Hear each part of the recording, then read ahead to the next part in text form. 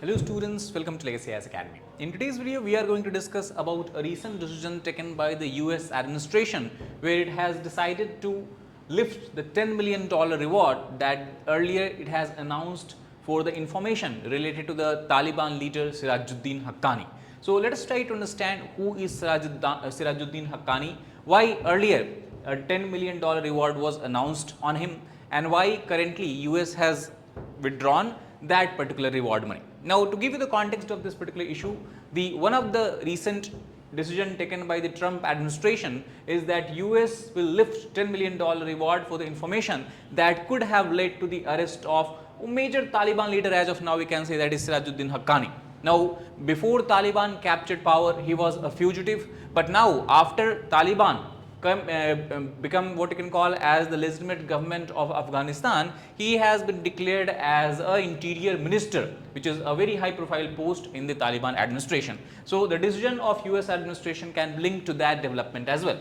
However, if you talk about even after this decision first of all is announced by the Taliban's ministry itself, Ministry of Interior, and its spokesperson has clarified it. But even now, if you look at the Federal Bureau of Investigation, that is the investigation agency of US website, it lists the reward on its website. And while talking about the reward, FBI also clearly mentioned that Sirajuddin Haqqani was believed to have coordinated and participated in cross-border attacks against US and coalition forces in Afghanistan, specifically during the period of 2001 to 2021, when the Northern Alliance, or what you can call as the government in Afghanistan, was largely backed by the Western allies. And during those times, we have seen a large number of terrorist strikes being carried out by Taliban and its supporter, and Haqqani, who is the head of Haqqani Network, a terrorist organization, was a major force that was helping the Taliban, and also it has catapulted them into power. Now, this decision can also be considered as a quid pro quo, basically a favor in return of the favor. So, what we have seen recently is that, especially since the January, Taliban had released several US citizens, and most recently Taliban again has released a US citizen who was in the Taliban's captivity for almost 2 years.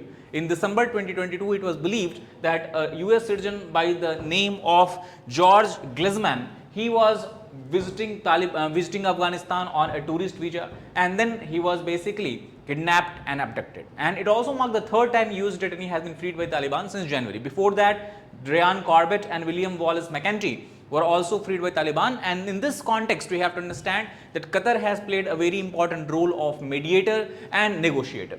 So a prisoner swap arrangement has been basically also took place during the time of Biden administration, where you have a terrorist called as Khan Baba. So he was basically put in jail for the drug trafficking and terrorism. So he was released during the Biden's administration against the release of Ryan Corbett and William Wallace McEntee, and that is why the recent release of the George, what you can call as Glesman, might be one of the region where the Taliban would have demanded the lifting up of bounty. Now, the Glesman's release, if you talk about the overall response of the US, especially US State Department, the Secretary of State of US Mark Rubio has clarified that Glesman's release represented a positive and constructive step as far as the relation between Taliban governed Afghanistan and United States is concerned. As I told you that Qatar has played a very important role, instrumental role. So this is something that also is recognized by the US administration, and release of US detainee is something that Taliban also believes to be part of the normalization effort. Now, you have to understand that as long as Taliban was fighting the Afghan government, it was a terror organization. It did not care a lot about what kind of policies, what kind of image it has in the eyes of global media or even the global government, we can say, or different countries. But once Taliban now has captured the power, it is a responsibility of Taliban to govern the Afghanistan, and that is why they are trying to reach out to many of the countries and they try to normalize the relationship. Even they have requested many countries to establish diplomatic ties with the Taliban, where China obviously has shown interest in that. But even now, if we talk about most of the countries or major countries of the world do not recognize Taliban at all as a legitimate government of the Afghanistan. So this is something that Taliban is trying to change on the ground, and this recent decision is something that we can consider as a step in that particular direction.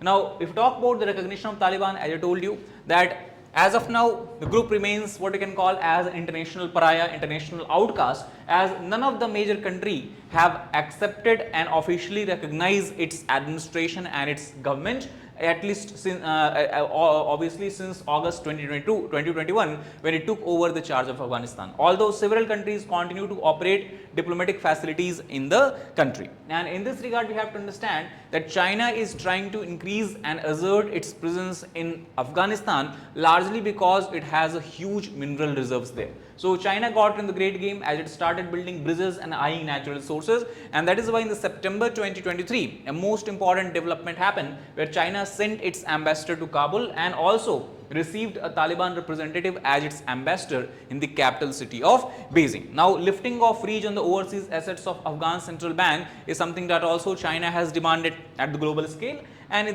December 2024 after China, then we have seen Russia also, where the parliament of Russia passed a vote in favor of law that would make it possible to remove the Taliban from the Moscow's list of banned terrorist organization, because as long as it is categorized as a terrorist organization, obviously there cannot be any possibility of establishing a formal diplomatic ties with the country as such. So Russia, China, these two countries have shown interest, inclination, and are trying to build some kind of formal relation with the Taliban government. Now we talk about the Taliban takeover. We know, if you look at the background, it was the US President Joe Biden's term during which US withdraw its troops from the Afghanistan, resulting into the capture of power by the Taliban administration. However, we also have to understand that decision regarding this was taken during the President Trump's administration itself. It was during the President Trump's administration, both countries mutually agreed and negotiated with Taliban that they will end the war in Afghanistan and US will withdraw all its troops and military from the what you can call as the country within a window of 14 months. So it was a 14-month deadline. However, many of the what you can call as the internet governments also criticized this step of government, US government, because it is believed that leaving out the Western backed Afghan government and the people who have worked continuously for many years with the US government is something that is not a good decision. Now, before moving further, we also want to bring your attention to the recent batch that we are going to start on the April 17th, 2025. The batch will be a regular batch where the sessions will be held between 10 a.m. to 1 p.m. and then second session will be between 2 p.m. to 5 p.m. and the sessions will be held regularly between Monday to Friday, and apart from classes you will also be getting access to the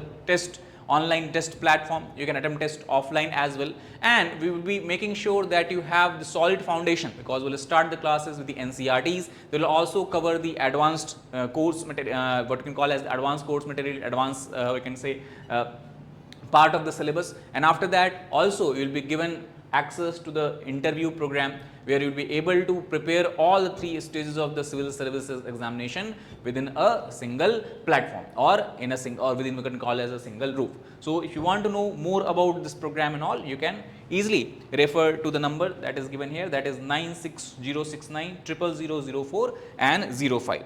Apart from that, other batch that is going to start, if you are not able to enroll in the April 17th batch, you can then enroll in the May 12th batch as well.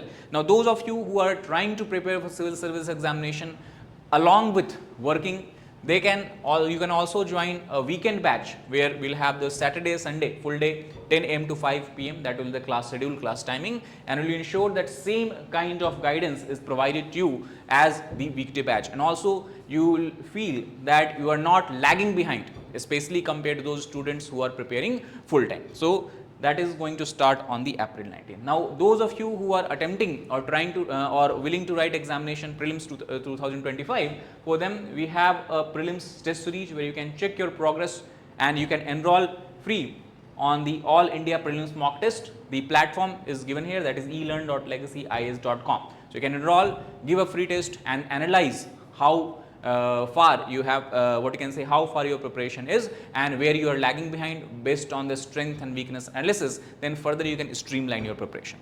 Now, coming back to this particular video, we have discussed that Haqqani, Sirajuddin Haqqani is a person over which the government of US has rifted the $10 million reward. So who is Sirajuddin Haqqani? Now, first of all, you have to understand that Sirajuddin Haqqani is a son of a well-known or famous commander who also is referred as Mujahid, who was a very important force when the US was backing Afghanistan in its war against the Soviet Union, which ended badly in the year 1979. Also, as far as the US is concerned, it has designated him as a terror group because he is basically leader of the Haqqani network, long viewed as one of the most dangerous armed groups in the Afghanistan. Now infamous for the use of suicide bomber, he also has orchestrated some of the most high profile attacks in the Kabul over the years, and the network is also accused of assassinating top officials of Afghanistan, and also they every now and then have kidnapped Western citizens in the need, or what you can call as return of the ransom money.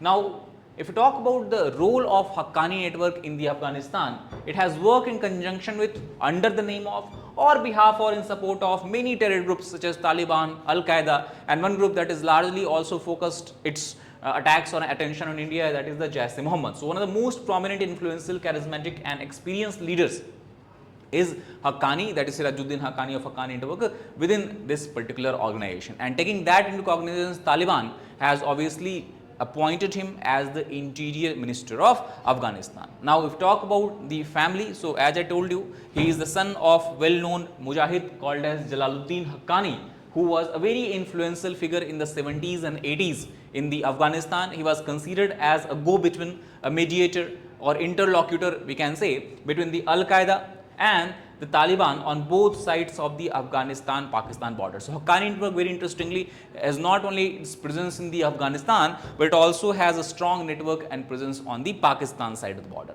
Now as far as the relation of India and Haqqani network is concerned, obviously Haqqani network and the terrorist related it has targeted many times India. For example, you talk about in 2008, you have a very serious attack that was carried out on the embassy of India in Kabul, where many of the diplomats were injured and some of them even lost their lives. Even security personnel were killed here. Apart from that, in the year 2009 to 12, many of the construction workers of the Indian origin, Indian citizens who were working in Afghanistan on various different infrastructure projects, they were also killed and attacked. Apart from that, the group has enjoyed a very long-standing partnership with the ISI, that is Inter-Services Intelligence of Pakistan, and as you know that ISI to a large extent has been involved in catering to or promoting forces that are anti-India in nature. So taking that into consideration, the coming of Sirajuddin Haqqani as a major political figure in the Taliban's regime, obviously it has raised a considerable concern in the Indian security and diplomatic establishment. So that is all about this particular video. I hope you understood that what is the logic behind the lifting of $10 million of reward from the head of Sirajuddin Haqqani, who is Sirajuddin Haqqani, and what should be the concern, or what actually is the concern of India in this particular video. So if you like the video, please hit the like button, share it with your fellow aspirants, as well as subscribe to our channel for more such helpful content. Thank you very much.